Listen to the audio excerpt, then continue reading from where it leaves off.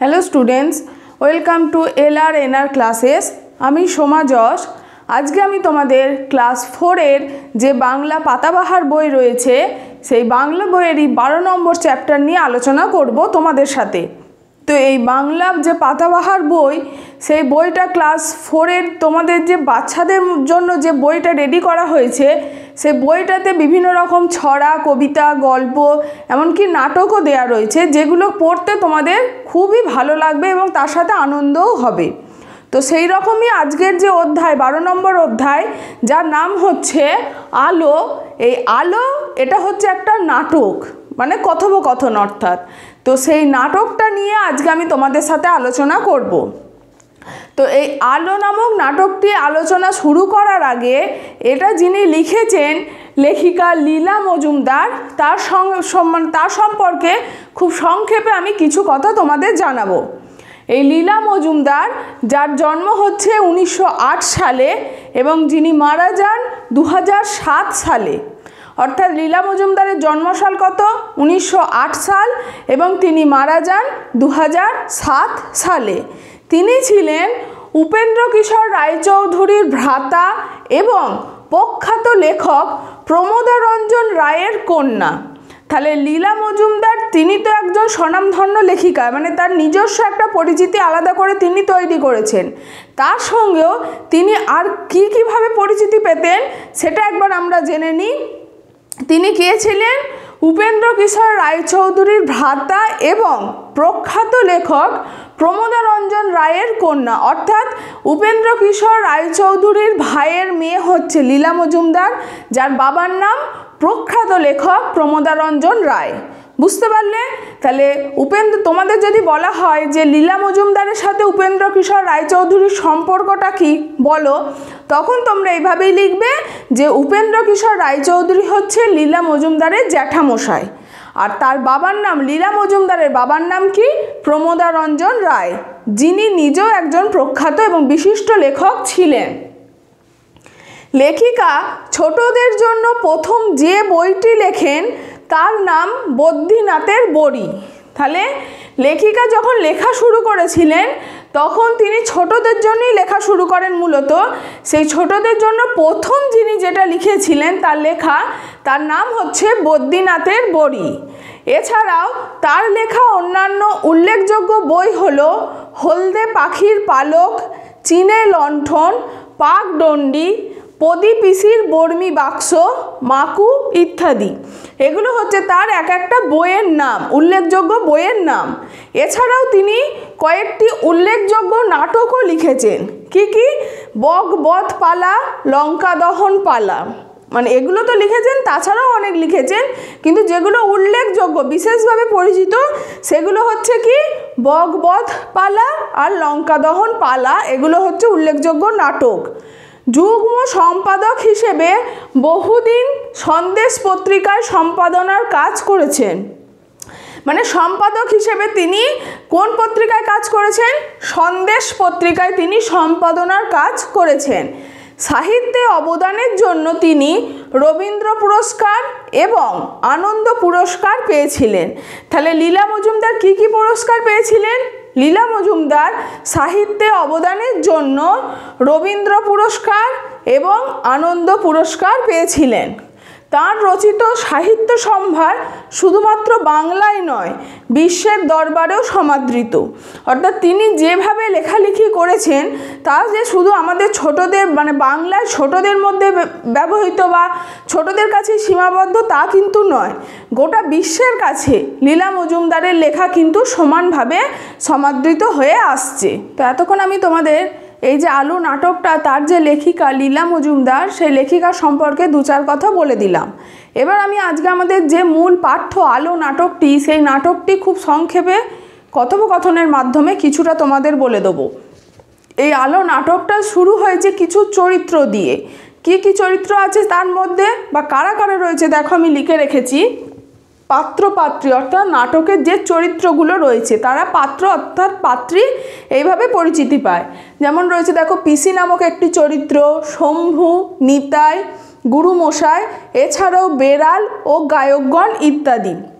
মানে বেড়াল গায়কগণ বলতে কি বলা হয়েছে, নাটকটি পড়তে পড়তে আমরা আস্তে আস্তে জানতে পারবো যে যখন এই পিসি, শম্ভু, নিতাই, গুরুমশাই এদের মধ্যে কথোপকথন হবে তখন কিছু ঘটনার জন্য শম্ভুকে বাইরে বেরোতে হয়, এবং শম্ভু যেহেতু ভয় পায় সেই ভয়কে দূর করার জন্য বা তাকে ভয় দেখানোর জন্য কিছু কিছু গান এই নাটকের মধ্যে দেওয়া আছে।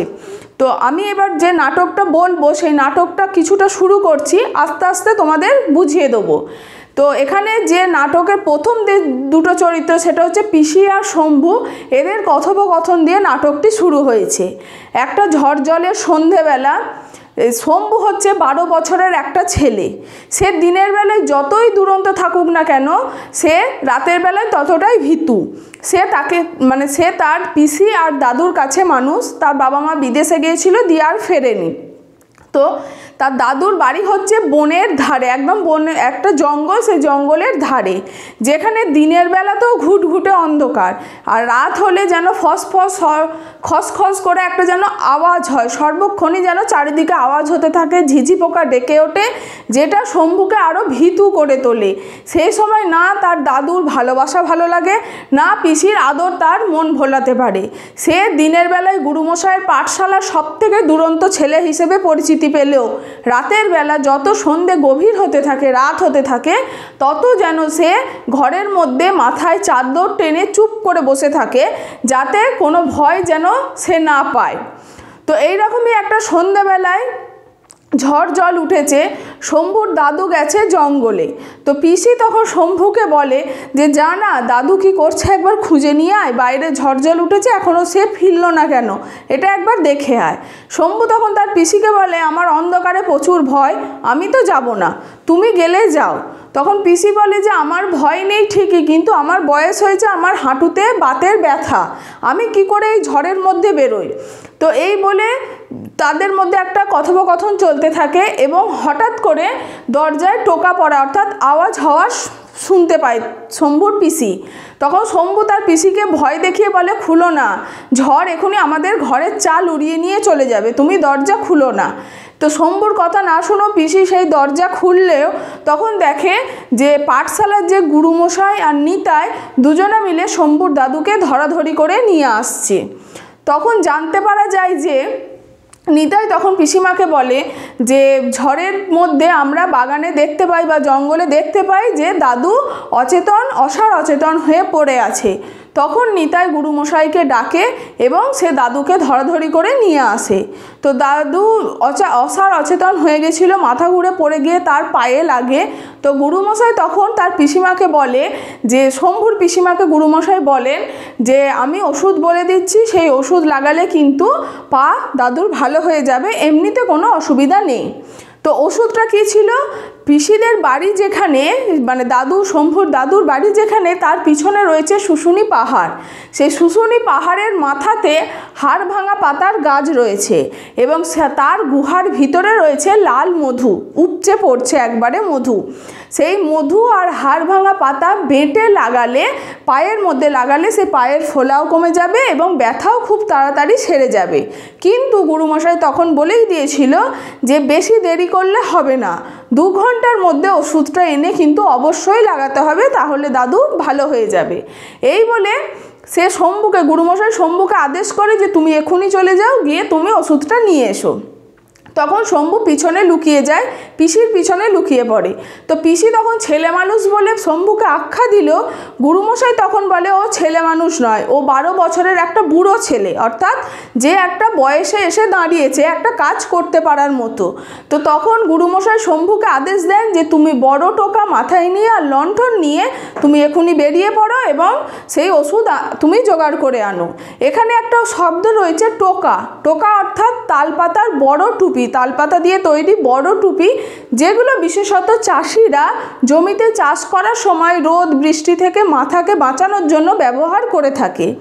তো সেই টোকা পরে এবং লণ্ঠন নিয়ে শম্ভু কিন্তু ভয় পেলেও মনকে একটু শক্ত করে সে বাড়ির বাইরে বেরোতে যায়, কেননা তার দাদুকে দেখে তার মনটা খুব কষ্ট লাগে, তার দাদুর ভালোবাসার কথা মনে পড়ে যায়। তো দাদুকে বাঁচানোর জন্য সে ভয়কে জয় করতে সে রাস্তার মধ্যে ঝোড়ো হাওয়াতেই বেরিয়ে পড়ে।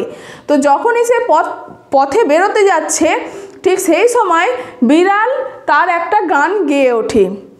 এই গানগুলো তোমরা বই থেকে একটু পড়ে নেবে, আমার পক্ষে তো অতটা বলা সম্ভব নয়। তো প্রথমে বিড়াল গান গেয়ে ওঠে, তো বিড়ালকে তাড়িয়ে দিল লণ্ঠন দেখিয়ে, সে আবার ভয়কে জয় করার জন্য আবার এগিয়ে যায়। তো যখনই এগোয় তখনই দেখা যায় পেঁচাদের ডাক বা পেঁচাদের গান। সেই সময় পেঁচা বা হুতুম পেঁচারা শম্ভুকে ভয় দেখানোর জন্য তারা ছুটে আসে, কিন্তু যেহেতু শম্ভুর হাতে লণ্ঠন ছিল, সেই লণ্ঠনের আলোটা তুলে ধরতেই পেঁচাদের চোখে আলো ঠিকরে লাগে এবং তারা ভয়ে ডানা ছাপটে উল্টে নিজেরাই পালিয়ে যায়। তখন শম্ভু যেন হাঁপ ছেড়ে বেঁচে আবার খানিকটা এগিয়ে যেতে থাকে।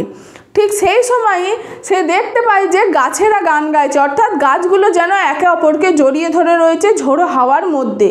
তো গাছেরা তাকে ভয় দেখালো, সে গাছেদের ভয়কে উপেক্ষা করেও আর একটু এগিয়ে গিয়ে দেখে বনো বেড়ালদের গান শুনতে পায়, যারা শম্ভুকে ভয় দেখায় এবং বলে এই ঝোড়ো হাওয়ার মধ্যে তোমরা বেরিও না, তুমি বাড়ি ফিরে চলে যাও, তুমি কাল ভোরে এসো, এইসব কথা শম্ভুকে যেন বলতে থাকে।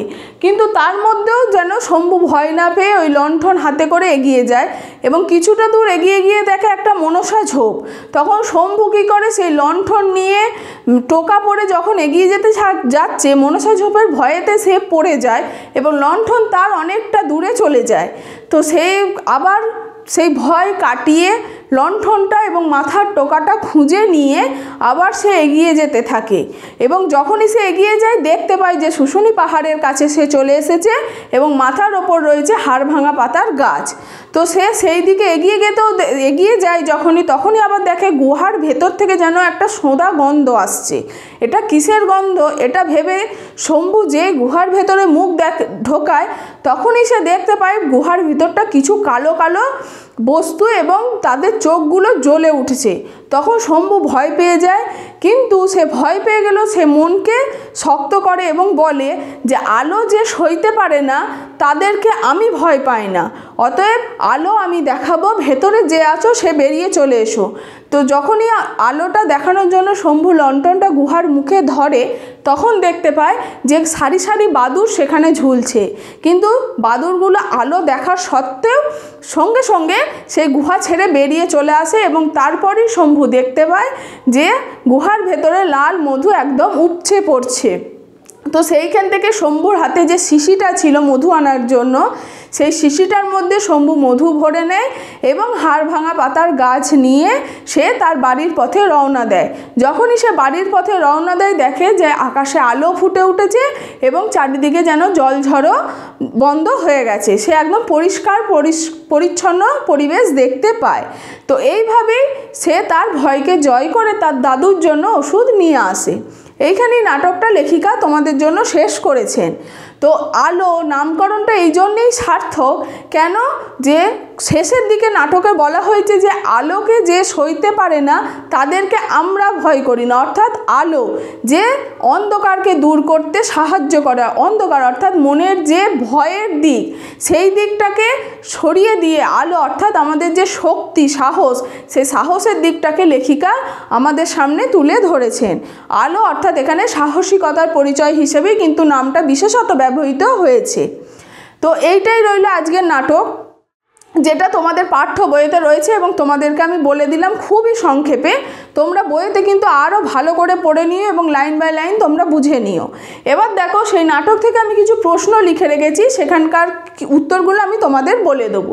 প্রথম প্রশ্নটা কি রয়েছে দেখো, নিতাই কে? নাটকের পাত্রপাত্রীর যে চরিত্র সেখানে কিন্তু নিতাইয়ের নাম রয়েছে, কিন্তু এই নিতাই কে?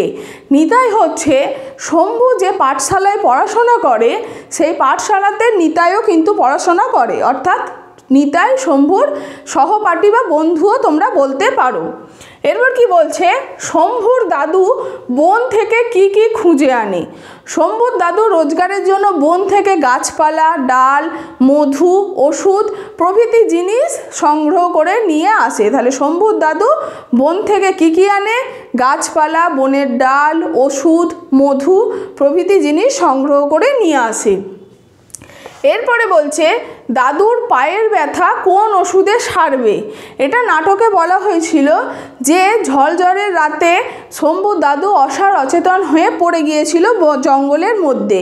তো সেই সময় গুরুমশাই আর নিতাই ধরাধরি করে বাড়িতে নিয়ে এলে গুরুমশাই জানিয়ে দেন তার পিসিমাকে, শম্ভুর পিসিমাকে, যে শুশুনি পাহাড়ের মাথায় যে হাড় ভাঙা পাতার গাছ রয়েছে আর গুহার মধ্যে যে উপচে পড়া লাল মধু রয়েছে, সেই হাড় ভাঙা পাতার গাছ আর লাল মধু বেটে যদি পায়ে লাগানো যায়, মানে যে জায়গাটায় লেগেছে সেখানে যদি ওষুধটা লাগানো যায়, তাহলেই কিন্তু পায়ের ফোলা এবং ব্যথা দুটোই কমে যাবে।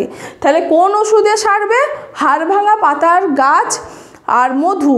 এই পাতাটাকে মধুর সাথে বেটে পায়ের মধ্যে লাগালেই শম্ভুর দাদুর পায়ের ব্যথা সেরে যাবে বলে গুরুমশাই কিন্তু জানিয়েছিলেন। এরপর কি বলা হচ্ছে, শম্ভু শেষ পর্যন্ত মন থেকে কি দূর করতে পেরেছিল। শম্ভুর মনের মধ্যে যে ভয় কাজ করতো, অর্থাৎ অন্ধকারকে যে ভয় পেত শম্ভু, সেই অন্ধকারকে সরিয়ে আলোর মাধ্যমে শম্ভু তার মন থেকে ভয়কে দূর করতে পেরেছিল, অর্থাৎ ভয়কে জয় করতে পেরেছিল। তো আজকে নাটক এবং প্রশ্ন উত্তরগুলো এখানেই তোমাদের সাথে আলোচনা শেষ করলাম। তোমাদের যদি আরও কিছু জানার থাকে বা নাটকটা পড়ে যদি কিছু বুঝতে অসুবিধা থেকে থাকে, তো তোমরা অবশ্যই সেগুলো আমাকে কমেন্ট বক্সে জানিও। আমি চেষ্টা করব তোমাদের সমস্যাগুলো সমাধান করার। তো আমাদের এই আজকের চ্যাপ্টার আলো থেকে যে কোনো রকম এমসিকিউ নোটস, বড় নোটস পেতে হলে বা আদার্স যে কোনো ক্লাসের যে কোনো চ্যাপ্টার থেকে এমসিকিউ নোটস, বড় নোটস পেতে হলে তোমরা আমাদের যে ওয়েবসাইট LRNR.in এই ওয়েবসাইটে ভিজিট করো এবং সমস্ত কিছু দেখে নিও।